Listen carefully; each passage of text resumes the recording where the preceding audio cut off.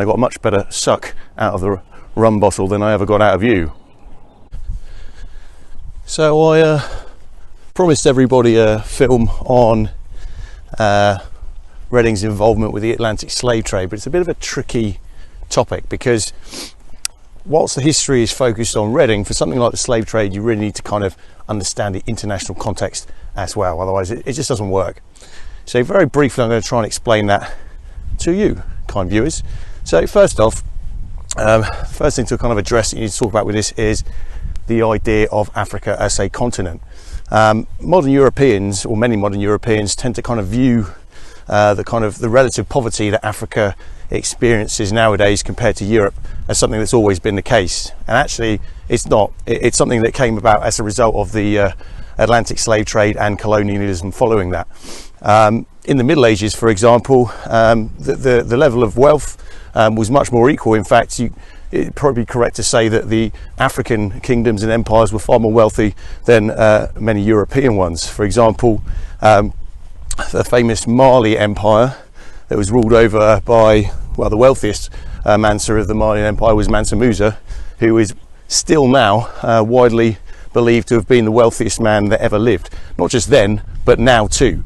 The main reason being is that the Malian Empire ruled over West African gold mines and had access to huge amounts of gold and made money out of that, not just throughout Africa, but also by selling to European traders.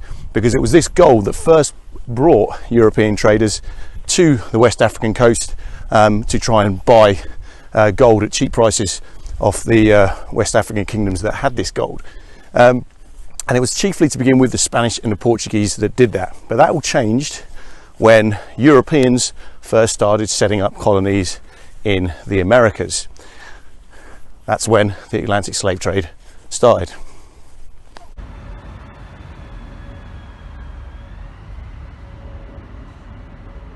So why did European traders set up in America? Why did they start this Atlantic slave trade? Well, when European colonists started landing in the Americas, they realized there was potential for huge amounts of money to be made. Valuable crops such as tobacco, cotton, rice and sugar, they were extremely valuable and prized products in Europe. They realized these could be grown in the kind of conditions in the tropics of the Americas. And as a result, they needed a huge amount of labor to do that. Originally, they did this by starting to kind of enslave or force the kind of indigenous populations of America into doing that. But because the Americas have been isolated from Eurasia and Africa so long, they had no natural immunity to colds and flus and things like that Europeans brought with them, and so they died in their thousands, in their hundreds of thousands, maybe even their millions as a result of that. And also, obviously, the colonists often were pretty brutal and violent and murderous towards the indigenous populations of the Americas as well. So this labour shortage continued. They did use Europeans to do it. We'll get into that a bit more later, a bit more when we talk about Cromwell. But there just weren't enough European people to fill this massive labour shortage that they saw in the Americas. And so they started engaging in West African kings and kingdoms in trying to buy slave labour off the West African kingdoms and bring it to the Americas. And that's how the Atlantic slave trade started. But as well as the context of international trade, we also need to have a look at the context for Reading and England at that time as well.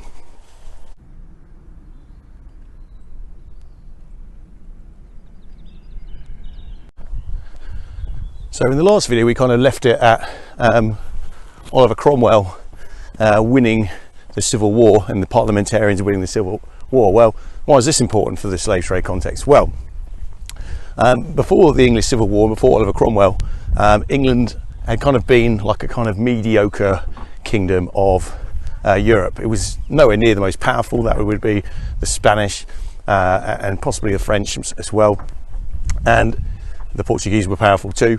And England wasn't really a big nation on the map of Europe. After the Civil War, this all kind of changed. Cromwell, he's got his critics, and obviously many people don't like him, the Irish particularly, for reasons we'll go into. But controversial figure as he was, the reality was he made England a very strong power that was respected and feared almost in Europe. And the main reason for this is because of his military and economic ideas. As a result of his changes and changes he put in during the English Civil War, England now had a professional, trained, standing army that promoted people on the basis of how good they were at being a soldier, not based on their family connections or their nobility. And this kind of new model army was such a fearsome kind of military machine that it was able to completely kind of dominate Ireland and England and Scotland, and it was a feared thing throughout Europe.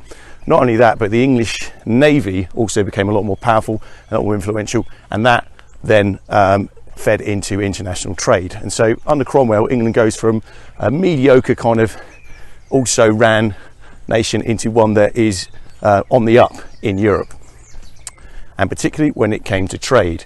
And England started, as a result of this trade and this expansion and its navy, started building up colonies around the world. And here's the interesting thing about the slave trade as well. The first kind of forced labour, or some of the first forced labour that was taken by Cromwell in England under Cromwell to the West Indies, to places like Barbados, actually weren't enslaved Africans from West Africa, but were actually Irish. Now, they weren't slaves, they were indentured servants, which is quite different, because as an indentured servant you got freed after a certain amount of years, and your children, any children that were born, would not be slaves themselves.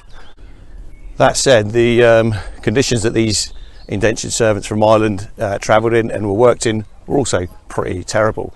After Cromwell had basically conquered Ireland as well, anyone that was seen as a Roman Catholic, a rebel, or someone fighting against the English and English control in England, Scotland or Ireland, will be basically laid in chains, stuck on a ship, and moved over to the West Indies, to Barbados, to work as indentured labour, very close to slave labour in the West Indies on Barbados. So the context of Cromwell, England and the Civil War fed into England starting to get involved in the Atlantic slave trade, and as a result, that's where our Reading context of people benefiting from the slave trade, the Atlantic slave trade in Reading, comes up. But it's interesting actually that even right there at the beginning, slaves from West Africa, people with black skin, were treated worse than the white indentured slaves, or sorry, the indentured servants that came from Ireland. During this whole process, a kind of racist idea had to be built up that people from West Africa were less civilized, less human than people from Europe. I mean, you couldn't treat people like that if you didn't try and convince yourself that they weren't really equal in their humanity to you. So it didn't matter that Mansa Musa, as one of the richest men in the world, had built up a massive university in Timbuktu with thousands of students and tens of thousands of books in it, and it was a place of learning and education. No, slave traders and slave owners and plantation owners had to convince themselves that West Africans were of a lower caste or a lower section of humanity, stupid, uncultured, and as a result it was okay morally to make them slaves and treat them like possessions. Anyway, let's get into how all this impacts on Reading. In today's film, we're going to be looking at those people in Reading, or those areas in Reading that benefited financially from the slave trade and the plantations in the Americas.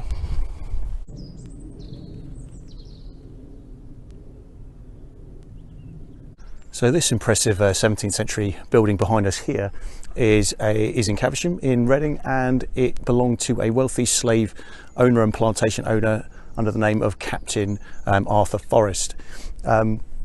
In the 1770s, he lived in Jamaica on his plantation after having moved there in 1761.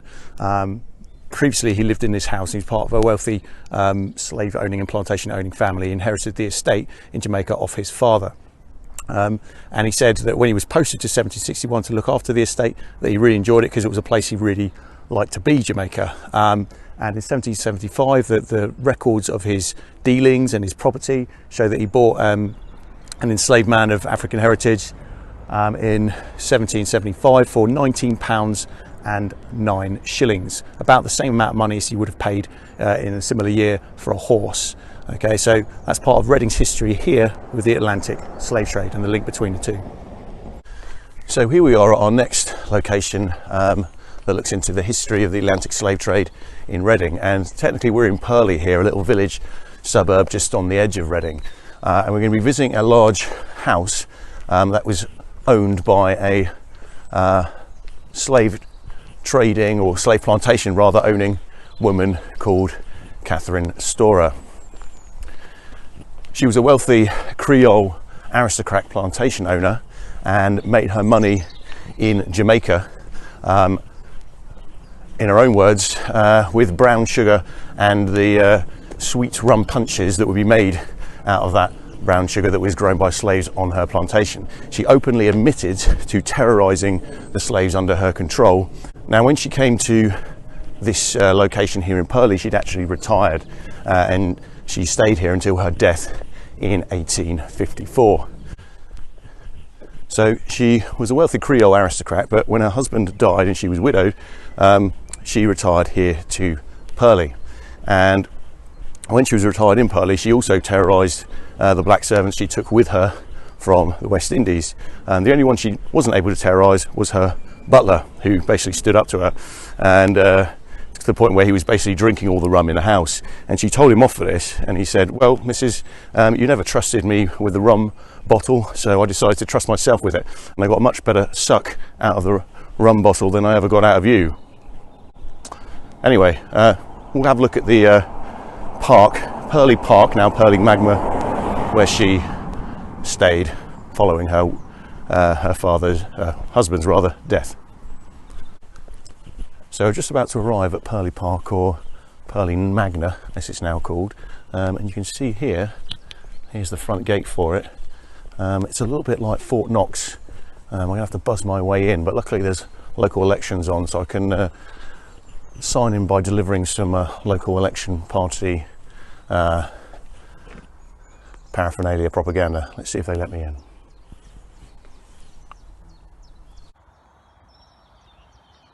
And there you have it, Purley Park, the retirement home of Catherine Storer, slave plantation owner.